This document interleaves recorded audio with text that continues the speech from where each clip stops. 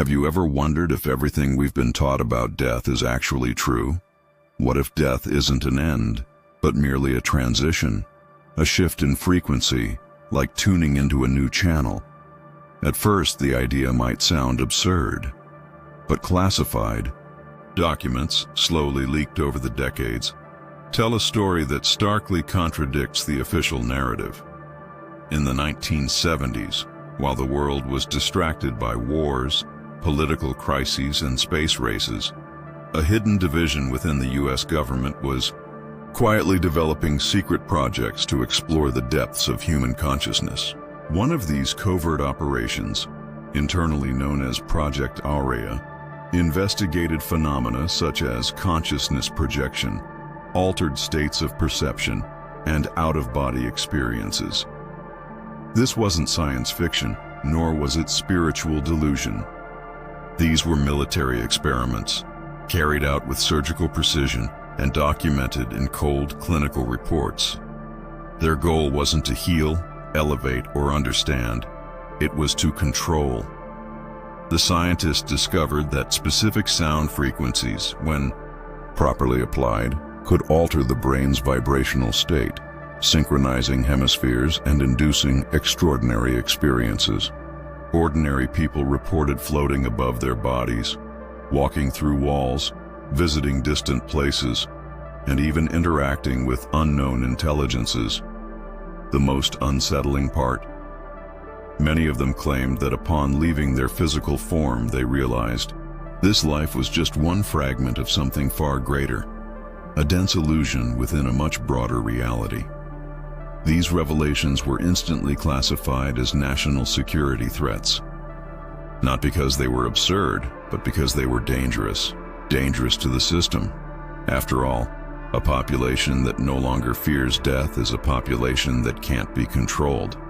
If you understand that you can't be destroyed, that your consciousness continues, you stop obeying out of fear. You stop submitting.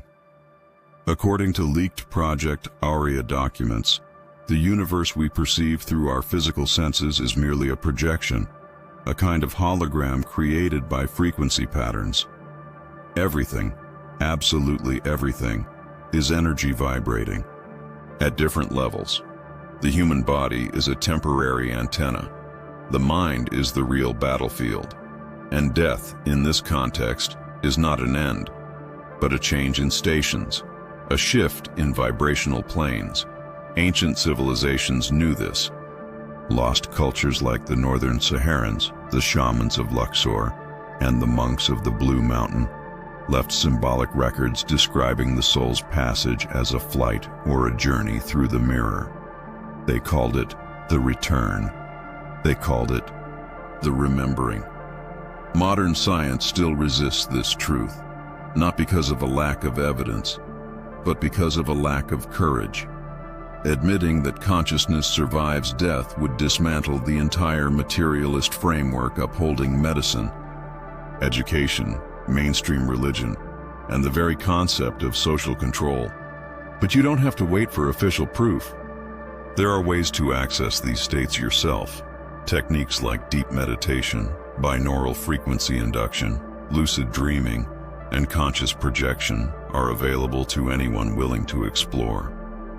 Books like The Infinite Journey by Dorian Call or Out of Body by E.V. Runa offer practical methods, and most importantly, you don't need to believe. You need to experience. Start by writing down your dreams. Sit in silence. Observe the voice in your head.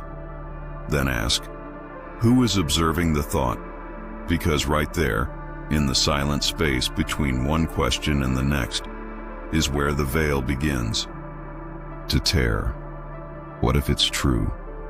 What if we are more than flesh, dates, and names?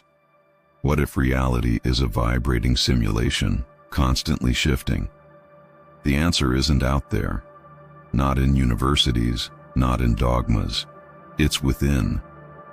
Because maybe, in the end, the greatest secret is this: you were never really trapped. They just forgot to tell you. Now, do you remember?